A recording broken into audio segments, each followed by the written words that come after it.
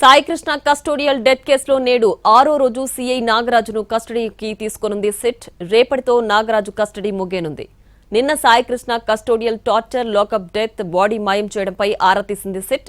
ఈ వ్యవహారంలో ప్రైవేట్ వ్యక్తులు, పోలీస్ స్టేషన్ సిబ్బంది లింకులపై ప్రశ్నించింది.